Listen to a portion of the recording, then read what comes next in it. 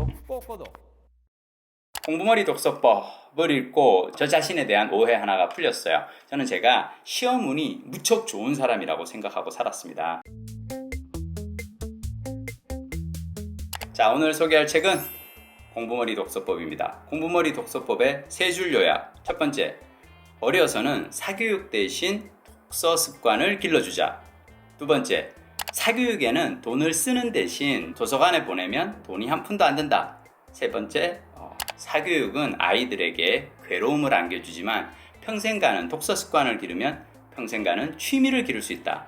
공부머리 독서법을 읽고 제가 평생을 가져온 저의 어떤 한 가지 저 자신에 대한 오해 하나가 풀렸어요. 저는 제가 시험운이 무척 좋은 사람이라고 생각하고 살았습니다. 제가 시험운이 진짜 좋아요. 고등학교 3학년 1학기 중간고사 모의고사를 봤는데 50명 중에서 22등이었어요. 근데 6개월 후에 대학 입시를 봤거든요. 그 대학 입시의 결과 저는 반에서 2등을 합니다. 학교에서 난리가 났어요. 김민식이 컨닝을 했다고. 나중에 심지어 제가 MBC PD 시험 봤을 때는요 2주 동안 하루에 2시간씩 딱 공부했거든요. 근데 한 번에 자, 제가 제 자랑하려고 얘기를 하는 게 아니고요. 자, 이분 책 첫머리에 이런 얘기 나옵니다. 햇병아리 강사 시절 수업에 들어갔더니 이 초등학교 학생들 대상 수업인데요. 평균 90점은 우등생 축에도 끼지도 못할 만큼 공부 잘한 아이들이 수두룩했답니다. 초등학생인데 막 중학교 수학 문제 풀고 높은 레벨의 영어 수업을 듣고 막 한국사를 막 손바닥 들여다보시 꿰고 화학 상식도 풍부하고 일주일 스케줄을 학원으로 빽빽하게 채웠지만 아이들은 힘들어하지 않았대요. 1년이 지났습니다. 그 가르치던 초등학생들이 중학교에 진학을 했고요. 한국사, 세계사를 강의하던 이 선생님은 중등부로 자리를 옮기셨대요. 중학교 첫 시험을 쳤습니다. 선생님은 또 한 번 깜짝 놀랍니다. 아이들의 성적이 약속이나 한 듯이 떨어졌기 때문이죠.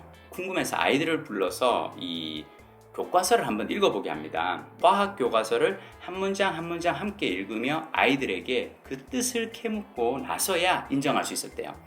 영어로 대화를 하고 막 선어행학습으로 몇 학년이나 앞선 수학 문제를 푸는 이 똑똑한 아이들이 정작 자기 학년 교과서를 읽고 이해하는 능력은 터무니없을 정도로 낮았다는 거예요.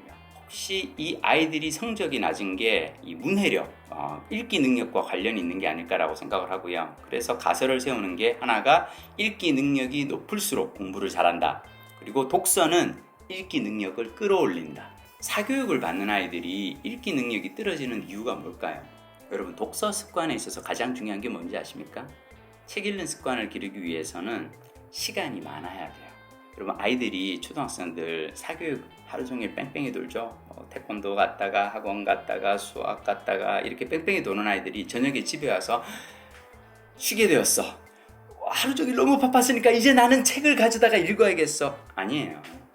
그 시간 동안 스마트폰을 켜죠. 게임을 하거나 유튜브를 봅니다. 왜냐? 나에게 시간이 얼마 없을 때는 5분, 10분 동안 잠깐 동안 몰입해서 그 어떤 성취감을 느낄 수 있게 만든 게 바로 게임이에요. 그렇게 만든 게 바로 유튜브예요. 자, 문제는 뭐냐면 이러다 보니까 스마트폰 중독은 늘어나는데 활자 중독은 안 늘어나는 거죠. 저는 활자 중독이거든요. 저는 책이 없으면은 약간 불안할 정도예요. 이러한 책 읽는 습관, 책을 가까이 하는 습관은 어려서부터 시간이 많았기 때문이에요. 제가 대학교 때 1년에 200권씩 책을 읽은 이유가 뭔지 아세요?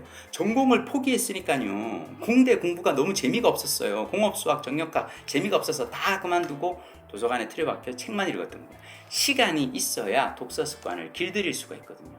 이 책을 읽으면서 안타까웠어요. 우리가 그 비싼 돈을 들여서 그리고 아이들에게 스트레스와 괴로움을 줘가면서 시킨 사교육의 결과가 결국은 이것인가?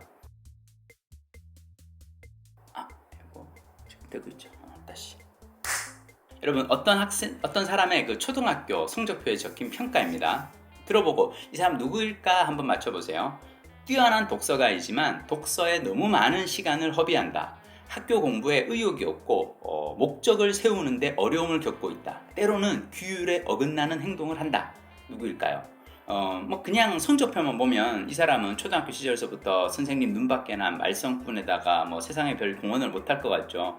이 분이 바로 스티브 잡스입니다. 학교를 상습적으로 빼먹던 스티브 잡스가 초등학교 4학년 시절에 어떤 선생님을 만나서 인생이 바뀝니다. 이 선생님이 따뜻한 배려와 관심을 보여주고 그래서 얘가 마음 잡고 공부를 하고요. 그래서 되게 이전에 선생님들은 다들 잡스에 대해서 얘는 말썽 꾸르기에 공부할 의욕이 없다고 했는데 어느 날 성적이 쑥 오른 거예요. 수학 능력 평가를 해봤더니요.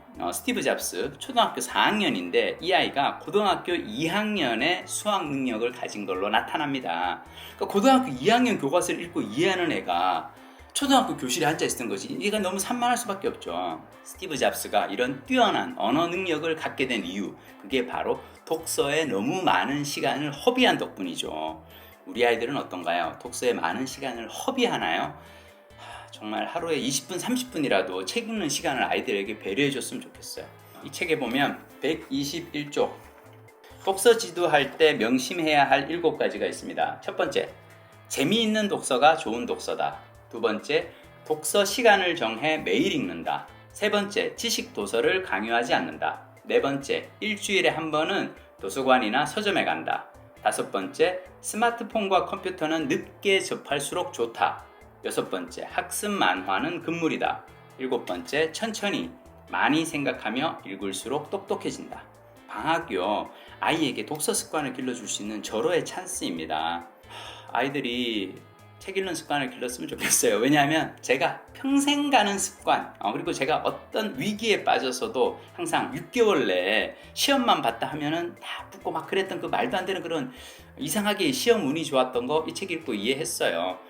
어려서 책을 많이 읽은 게 제 인생에 가는 최고의 행운이었더라고요. 아이에게 책 읽을 시간을 만들어주세요. 꼬꼬덕 꼬꼬덕 꼬리에 꼬리를 무는 독서, 오늘 여기까지 하겠습니다. 다음에 또 뵙겠습니다.